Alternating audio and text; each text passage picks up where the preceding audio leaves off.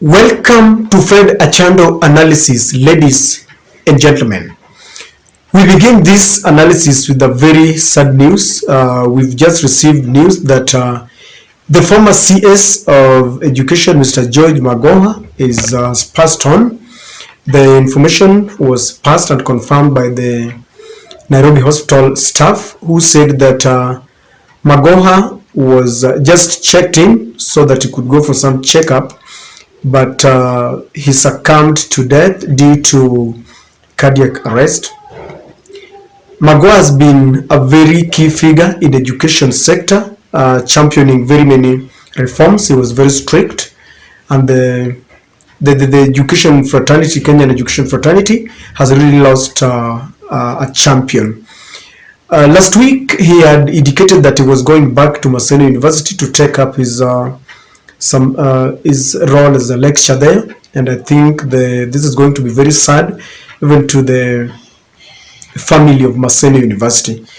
We, as a Chando family, the subscribers and all those who are here, we take this opportunity just to pray for them, and we pray that God gives them strength as a family and all the friends. We've really lost a key figure, and we pray for God's solace.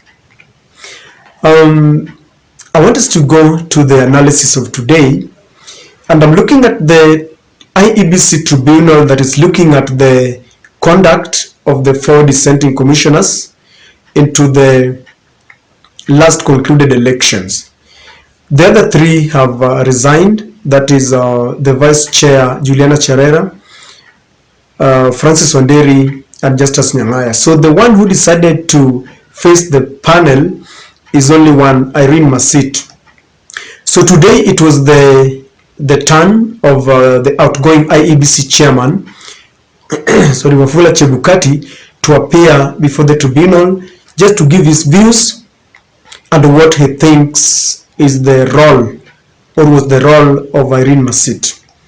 And he was faced head-on with the lawyer that is representing Irene Masit, lawyer Donald Kipkorir. There are 2 issues that came up that Wafula Chebukati could not just come clean on. The first question that Wafula Chebukati was asked was the reason why he thinks that this is the time to form a commission of inquiry to look into events that took place maybe in Bomas. Yet, even in 2017, we had even more serious issues that took place, but he did not ask the then President Uhuru Kenyatta and his deputy William Ruto to form a commission of inquiry to look into the events that took place. The other question that came up was the reason why Wafula Chebukati would feel that the 4 dissenting commissioners should be ousted from office, yet in his affidavit that was sworn before the Supreme Court when the case was going on, the Koome-led court decided that they did not find anything culpable on the conduct of the 4 commissioners. In fact, they gave a ruling that whatever happened was just issues that could be dealt with. They were internal affairs of the IEBC staff, something that they could resolve very easily among themselves. So Kipkorir was asking Chebukati why he thinks that they should begin another process to remove them, yet the Supreme Court had dealt with this matter explicitly. Just take a look at this conversation. Do you have confidence in this tribunal set up by the Constitution and Article 251? Yes, I do.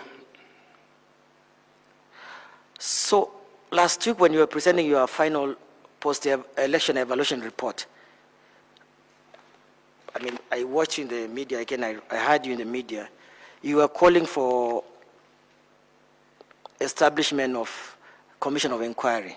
Yes. On the election dispute. Yes. I have read your report, the post-election report.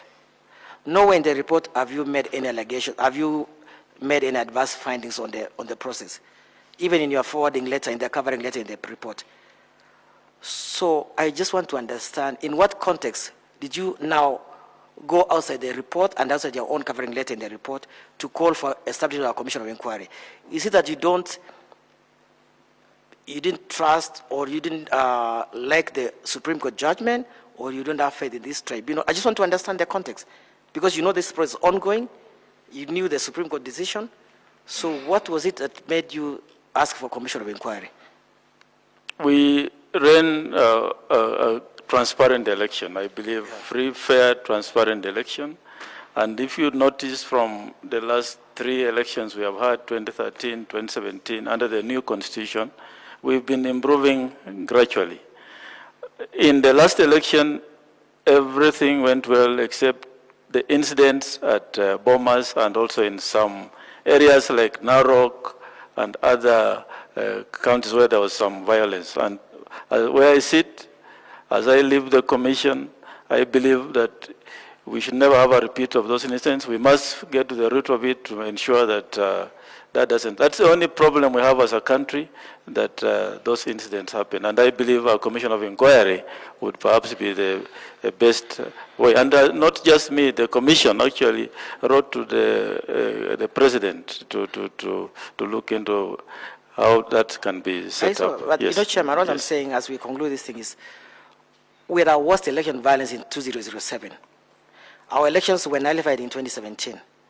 Our elections were upheld in 2022, and the Supreme Court said they were excellent elections.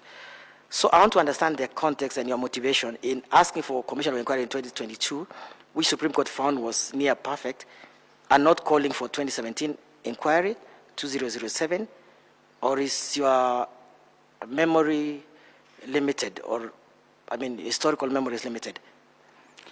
Well, I don't understand the question. I'm saying we've had worse situation. We have 2017, which we chaired, which was nullified, and there was violence in 2017. We had very limited violence in 2022, but they're very limited. But you call for commission of inquiry in 2022. So if you're saying, as you've claimed yourself by the, under the Evidence Act, when you claim, you take the high road section of the Evidence Act, your own integrity must be put into question as a witness. So you've called for commission of inquiry to 2022 elections when there was no violence. We didn't have much killings.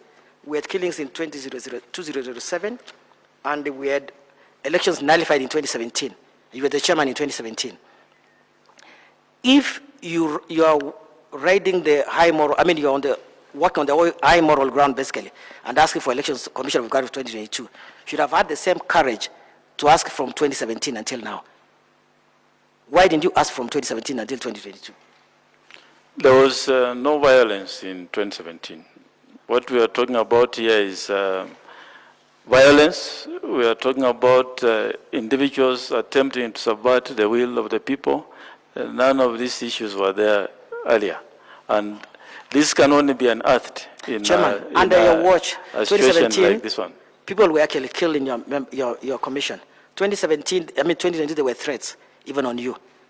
So you should have asked for actual commission of inquiry for 2017 and 2022. I'm saying, if you, following your sequence of thought, you cannot be selective on 2022 and not 2017.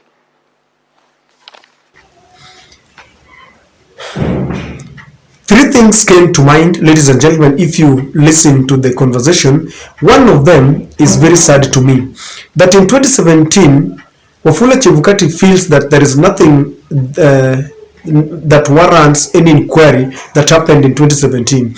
Yet, Donald Kipkorir is reminding him that this is the period that the IEBC guru, Musando, was killed. And up to date, that mysterious killing has never been resolved. The family and friends of Musando do not know what happened to the beloved Kenyan. Yet Wafula Chebukati, despite the fact that this was his colleague, they worked with him, the death was very mysterious just when we were approaching the election. He does not feel that there was any need to form a commission of inquiry.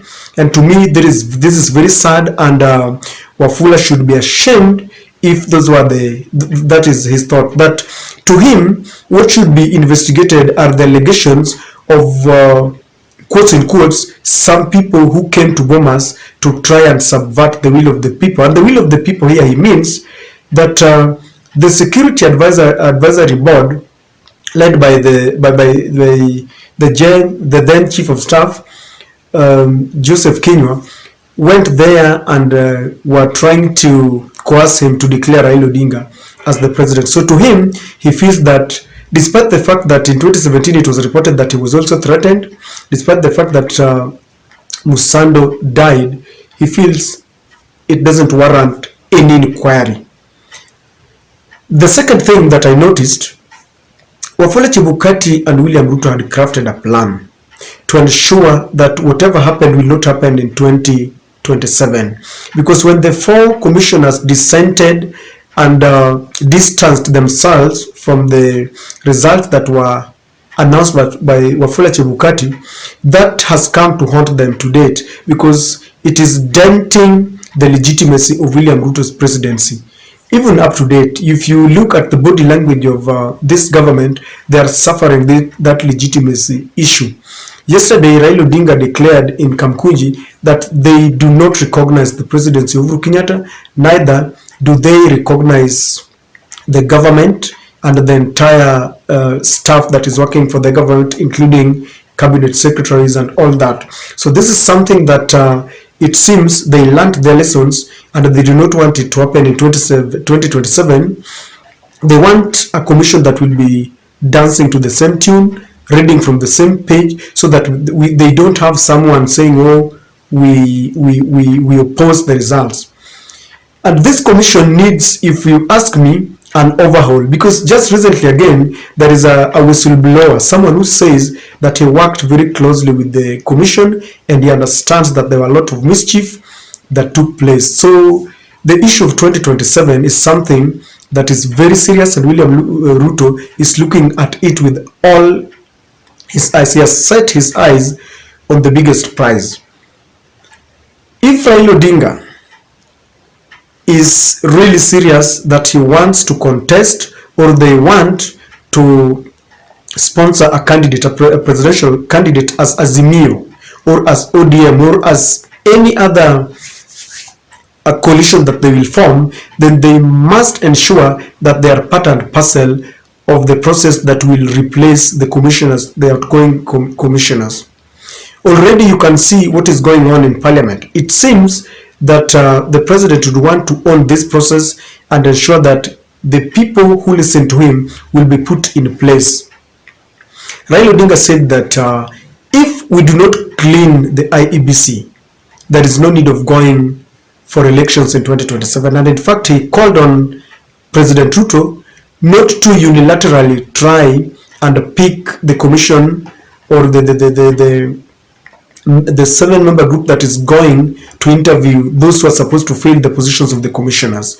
This is something that is very serious, and if Kenya must move on, then this is something that we need to look at very carefully.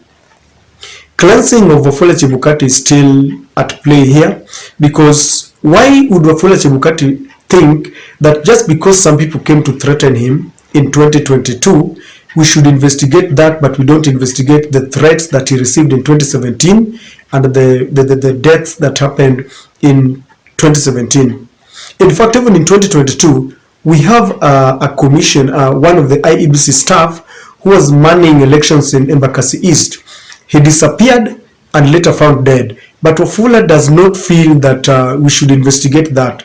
All that is obsessed with is to inquire what really happened in Bomas. Yet they are even afraid to form this commission, because I've seen the Azimio Brigade asking the president to fast track this commission, to form this commission as early as possible, the soonest time possible, so that Kenyans should know what happened. If you ask me, the theatrics that are going on around the events that took place in Bomas is something that we must put behind us. And how do we put it behind us? It is not by saying forget and move on, accept and move on. It is something that we need to form a commission of inquiry, bring all the stakeholders to give us an account of what happened, not something that has been choreographed, not something that people have been coached to go and say this and that. Because one question that no one can answer is when they say that someone wanted to kill Chebukati, and they say that it was Uhuru Kenyatta. Uhuru, with all the instruments of power, if he wanted to kill Chebukati, would have done so. Then what stopped him? This is one question that they don't answer. In fact, if you ask them, they say it is by the grace of God. So this crafted narrative about Wafula, what happened in Bomas, he was being threatened, is something that really it's not well for the country. And so Donald Kipkorir put Wafula Chebukati to task with those very tough questions.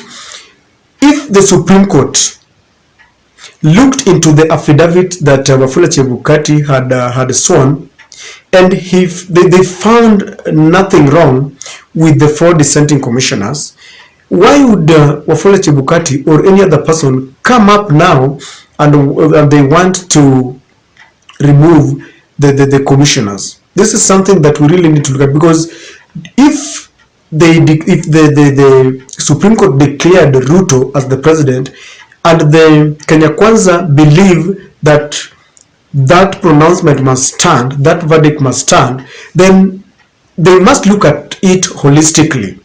If they found nothing wrong with the four commissioners, and they found it that William Ruto was the winner, then why would they pick on the Ruto win and start with it? But then they want to say that maybe the commission did not really look into the conduct and maybe they should now look at it. If we have to look at the conduct of the 4 commissioners, then we need to inquire holistically into the verdict of the Supreme Court. At one side they found that William Ruto won. We want to agree with it. On the other hand, the 4 commissioners, they did not do anything culpable, but we want to inquire this. So this is something that we really need to question. We don't want double standards. We don't want to apply selective justice. Let us, if you want to agree with it, let us agree with the whole of it. And if we have to look into the conduct of the commissioners, then let us look into the conduct of even Wafula Chebukati, Abdi Gulie, and Boya Molu. There is no need we want to sanitize the 3 commissioners as if they are angels, as if they are impeccable, and then we want to pick on the 4 commissioners, because this is simply revenge mission, and it's not going to take us anywhere. Ladies and gentlemen, I don't know what your take is, but I think those 2 questions are really gave Wafula Chebukati hard time to explain, and he will, forever remain with that burden on his head.